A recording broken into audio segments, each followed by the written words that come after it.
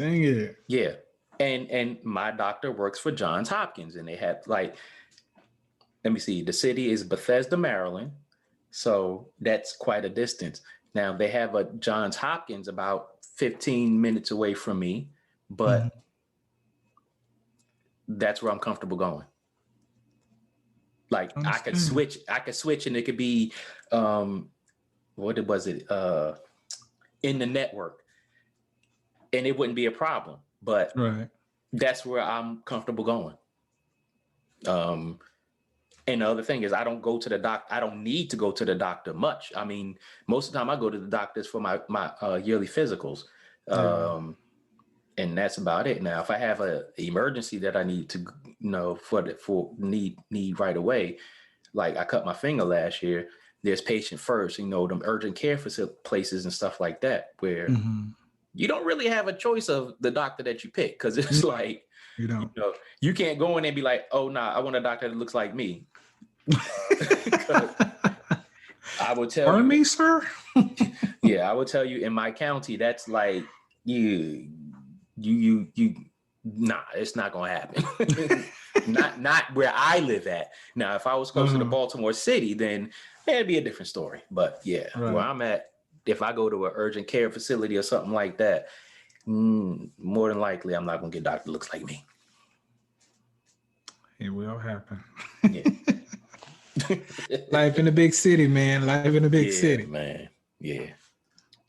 But health consciousness in the Black community. What are your thoughts on that? This can go in so many directions. And I'm kind of glad, I'm kind of glad that we're on this topic, because I think health consciousness in the Black community sucks. And the thing that, and I think it sucks because, you have these so-called health conscious people, or whatever the case may be. And you notice that, I don't know about where you are, but they jump on every health gimmick that's out there. Yes. But when you turn around, it's like, well, I thought you was on this health kick, this, that, and the other, but you're out here doing the opposite of what you are so-called promoting. And I don't get it. Like, help me understand. Yeah, I've seen quite a few people who actually are trainers, but they're out of shape. And I'm thinking to myself, stop the press. Are you serious? Yeah, I'm like how does that even work? Evidently pretty good, because one in particular, this female, she has clients out the yin yang, and I'm still trying to figure it out. I'm like, how in the world? I guess over time she accumulated these clients and referrals and things, but I'm like, you are your biggest poster board. You know what I'm saying? Like, oh my God, that's horrible. Your biggest advertisement. Yeah. But everyone that goes to her, they lose weight and get in shape. So that's interesting. Yeah. Evidently she know what the hell she doing. So more power to her. But I think I don't give a damn what community you're in, but if you just walk out in general, you see a lot of people, they aren't taking care of themselves. Yeah. And again, to each their own.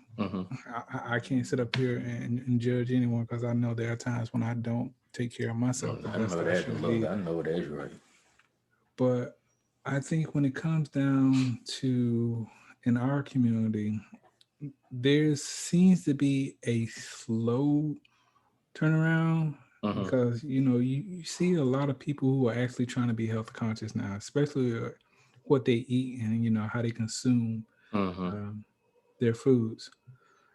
But again, on the flip side of that, you just have some people just don't give a damn. They want to eat what they want to eat. They want to taste what they want to taste, and it is what it is. But I think that for me in the area I'm in, I see a lot of older people, like I was saying on another podcast, a lot of older people are taking a hell of a lot better care of themselves Oh than the yeah, younger generation. yeah, yeah. And you also have to look at it. Older people are taking care of themselves better than 10, 15, 20 years, 30 years ago. Because Yeah. um, in our communities, you know, when you think about holiday meals, soul food Sundays, this, that, and the other, it's like heart attack, diabetes, and high cholesterol central at the table. Um, Plates piled high, and this, that, and the other, Yeah. and you know, eat a big plate, go sit down somewhere, or go lay down somewhere. Mm-hmm. Um, Itis. Oh, itis, yeah. Woo, Lord, man, that word has been that word has been abbreviated from from a long time ago. Uh, they just call it the itis now. They don't call it what they used to call it. But Mm-hmm. I think I think in the black communities, it could be better, a lot better. And health conscious does not only pertain to what you eat and what you drink, um, and it doesn't only pertain to exercise. Uh, you need to be health conscious when it comes to your mind as well. True. The So things true. that you consume that affect your mind, um, other things that you consume that affect your body. Um, and in particular, what I mean about that is drugs. Um, because the latest thing is, DMX had an overdose. Um, and I kind of have mixed feelings about it. I All feel right. bad that he's going through that. I hate that he's going through that, first and foremost. True. But to a degree, I kind of don't feel sorry for him. Right. Um, and I don't mean that in a disrespectful way. Um, this is something that he's been battling for a long, long time. Um, and I think one of my issues with it is the people around him Mm-hmm. have been watching him do this for a long time. To be fair, though, you can't stop a Joker from doing what the hell they are going to do. You just Hell can't. no. They have to dig deep inside themselves and understand the value of their lives and how their actions or inactions affect other people. Um, so when it comes to health conscience in the Black community, I think that is one of the things that bother me the most, because once you get hooked on that stuff, ain't no telling where it's going to take you. No, not at all. I mean, my thing is this. I hadn't watched part of an interview that he did. He said he actually got started on crack at the age of 14 Yeah. um, by one of his rap mentors. Mm-hmm. And I'm thinking to myself, what kind of sick bastard would have a child of 14 years old doing goddamn crack? Exactly. So, from that perspective, I kind of get it. Mm-hmm. Um, Again, my heart and my prayers go out to him and his family. And Again, everybody that's close to him. yeah, I know that they're dealing with that and trying to get through that situation. Um, when you have someone like DMX, right? Someone so goddamn powerful. I mean, Influential. yeah, with his music, his way of thinking. Uh, Back when we were coming up, I mean, you couldn't turn on a damn radio station without hearing DMX. You know what I'm You're saying? right. And that type of energy that he brought to the rap game is is still unmatched, Yeah. in my opinion. You know, just his energy alone is still unmatched. Yeah. Um, but the thing about it is, at the same time, DMX is a grown man, and Yes. when you got a grown man who has that kind of power and has that kind of money, and has that kind of influence, who the hell gonna tell him no? Right. You know what I'm saying? And you It's, and we, if you know DMX like we know DMX, he'll go at you. You try to tell him hell something. yeah. Okay. Arf, arf. Right. What? You gonna tell something to the dog? No.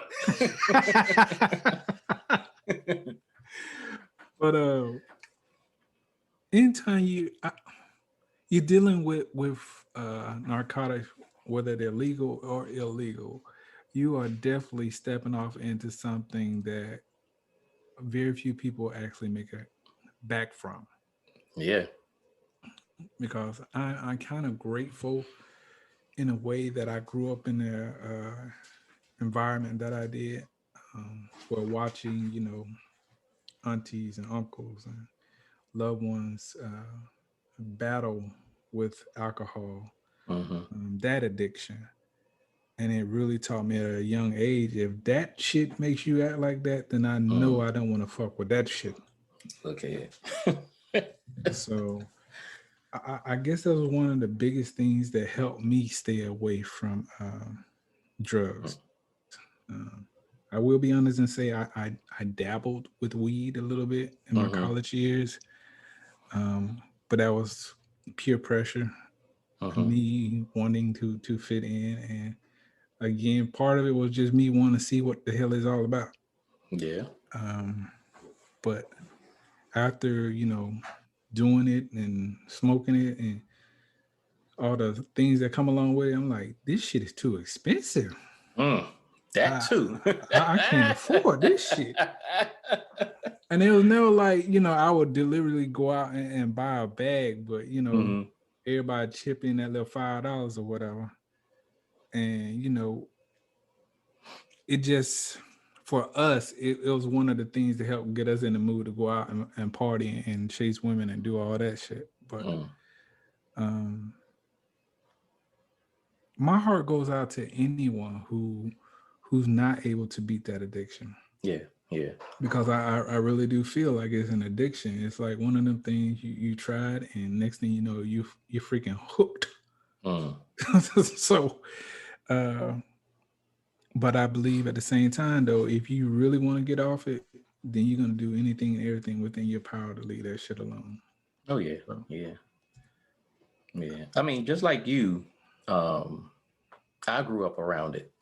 From I don't even know how old, watching people sniff, um, smoke, uh, hearing, back when I was growing up, they used to have speed. I don't even know what the hell speed is, but mhm. they had speed. They had all kinds of things. And I used to, as a kid in our communities, it's like we sitting in the living room watching them do all that at the table.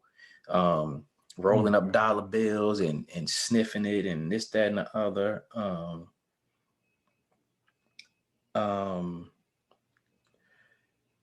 Watching the effects of that from people that I know made me be like, nah, I'm good. I don't want that. Nah. Mm. Um, just hearing stories of it, even just seeing it on in movies, TV shows, and in the news, and this, that, and the other. I just know. Um, then the effects that it has on family, the effects that it has on your job, the effects that it can have on you just anywhere in life, the impact that it can have on your kids. For me, it's like I don't want to dabble in that. And some people say addiction is hereditary. I can't believe that. I just can't. Um, I don't even. because for me, when I see how that affects some people, ugh, I'm like, nah, I do not want to be out there strung out, uh, scraping pennies and giving away my prized possessions and doing some strange things for. I can't do it, Yeah. man. Yeah. I can't. And I think one of the bigger things that get me is, people, especially in our communities, always say, oh, you got to watch what you put in your body and this, that, and the other, whether it comes to vaccines, whether it go prescription medicines, whether it comes to this, that, different foods, this, that, and the other. But I'm like, I hear you, and I respect your position on everything like that. But you kind of lose me if you out getting cocaine and crack and heroin and LSD and all this, that, and the other from the neighborhood drug man. Hmm. How dare you preach you got to watch what you put in your body when you're out doing that? Um, how dare you preach that when, you know, hell, you could be alcoholic. How you preaching that? How you preaching that when, you got a bucket of the greasiest food sitting in your face? How you preaching that? I mean, I just True. don't know. Yep. So, are we on disease and disorder that plague the Black communities? Yeah.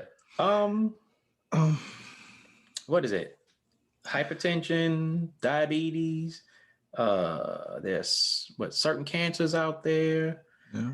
Um, those are ones I could think of off the top of the head. Um, I think the biggest thing again, um, for me, and knowing and doing the research about ways to stay healthy without having to revert to mhm, traditional medicine. Um, it all comes back to food.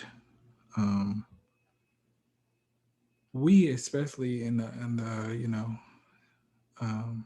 in the indigenous community, we are so susceptible to goddamn sugar. mhm. Like, we love sugar. Like, Yeah.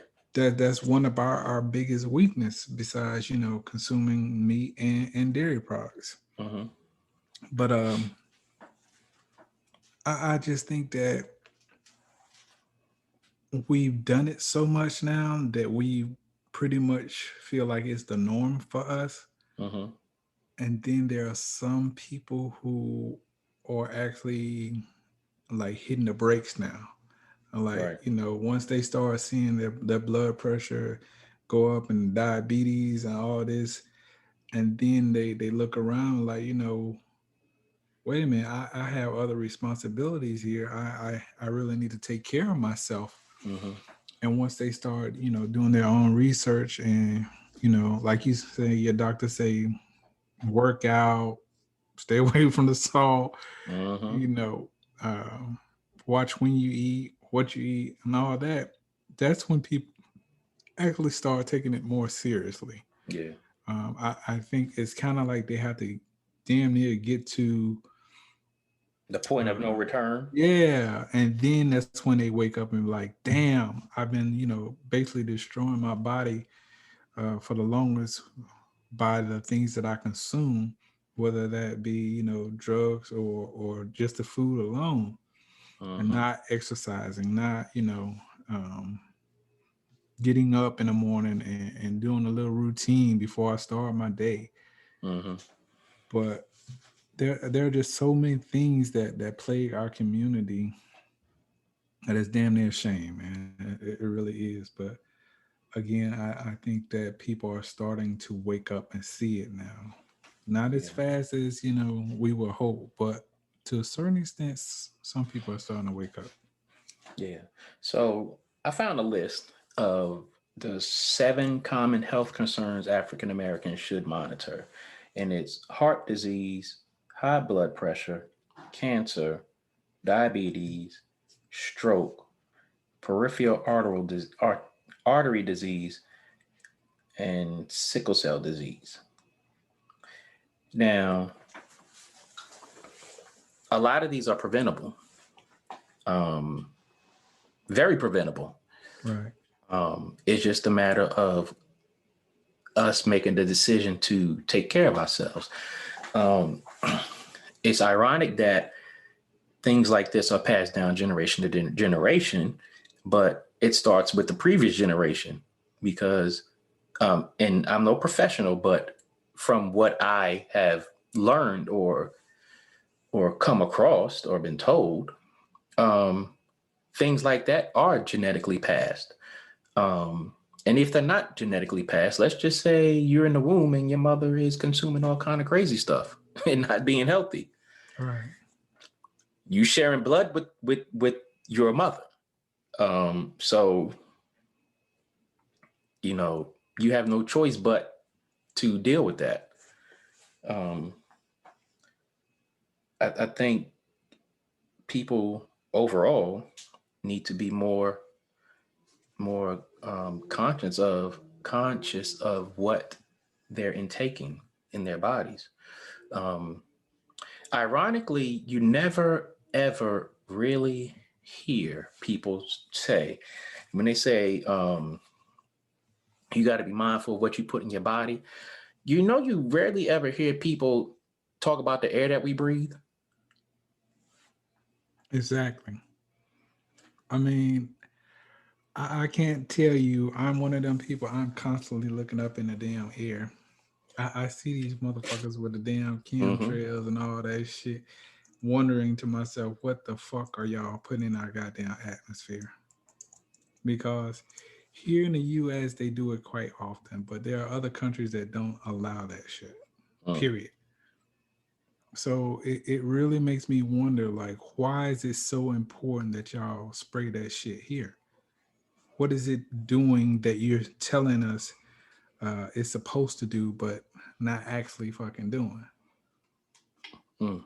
Mm. And Mm. then when you have cities like Los Angeles, uh, where they're saying that the smog is so damn bad out there, that it actually during the pandemic, the damn skies cleared up because there weren't so many people on the damn road.